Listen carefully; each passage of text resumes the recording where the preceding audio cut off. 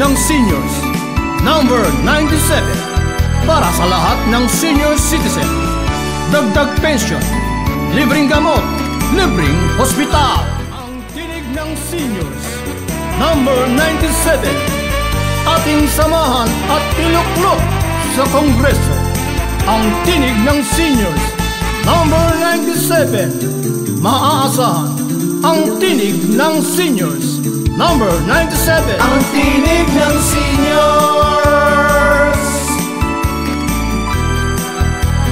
Number 97, ang tinig ng seniors.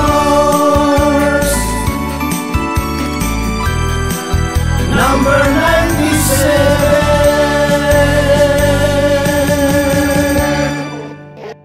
Kami o itinatapos.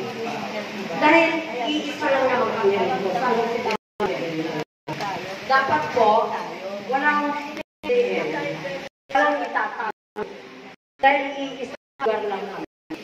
Ang nangyayari po, ang isa amin, ang sabi sa amin na kung ang project ni Mayor ay Congresswoman ay hindi kami makakatikim. So, ang sagot ko, kung tungkol lang sa aula at tungkol lang sa mga kung ano-ano pa, okay lang sa amin mga pista. Dahil hindi namin kailangan yun. Total, nakakakain pa naman kami. Ganito po kasi yun. No? Ang party list po kasi, national po yan. Congressman, yan, na kailangan ang iboboto natin sa party list isa lang po, diba? Ngayon, yung FS Cup, no? San Jose del Monte lang yan. Maaaring sa inyo, no? Kayo hindi ninyo marahil kailangan, ayuda, maaaring yung iba, pero tayo meron tayong mga miyembro na laging lumalapit sa atin, di ba? Yung ating kasi tinitingnan dito, pangmaramihan. Hindi po yung sa atin lang, no? Kasi, natural, no? Kaya kayong marahil ay naging mga pangulo, ay nakakaangat kayo marahil sa ating mga miyembro, no? For your information, Attorney, ang PISCAP po is the Philippines po. Hindi tulad ng PLTN is for San Jose del Monte lang. So, kami po nakakalamang. Dahil throughout the Philippines, kami kahit saan ka pumunta, PISCAP ang mayroon. At yung samahan na bago, ay hanggang dito lang. Ang problema lang namin, sana po, Attorney, yung ipinangako nyo sa amin, ay hindi maging katulad sa nauna sa inyo. Dahil kami po, dapat po kami makisama. Hindi po kami nanluloko, hindi bali kami lukuhin, wag lang kami manloko.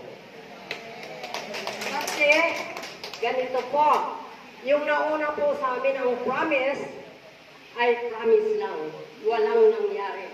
Pero sana naman sa inyo, Attorney, ang promise nyo ay to do the best.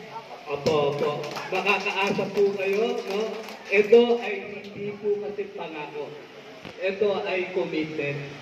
Dahil ito po ay, kumbaga, saan ba naman tayo, populahin pa namin ang aming sarili? Diba? Kami rin ang makikinabang dyan. Kapag kaya mga batas na yan ay naisa batas, sino ba unang makikinabang? Diba? Bakit pa kailangan pa ba namin bolahin ang aming sarili? Diba? Pakikinabangan namin ang mga batas na yan Diba? Hindi naman para yan sa kung sino lang Kasi ang maaari yan kung ang pangako ay para sa inyo lang at wala akong pakinabang doon sa pinapangako ko, maaari mo sabihin na mukhang bobolahin ako nito. Pero doon sa sinasabi ko, ay ako rin makikinabang, hindi ko ba gagawin yun? Di ba?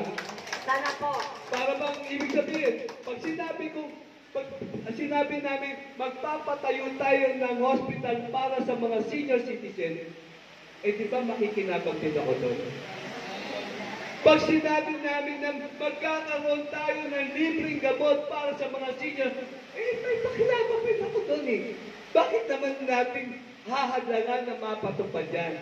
Bakit natin sisirayan? Ito ang pinakamagandang pagkakataon upang gagawin nga natin batas para hindi lang sa atin, hindi lang sa isang lugar, kundi sa buong Pilipinas na magaganap yung mga batas na yan.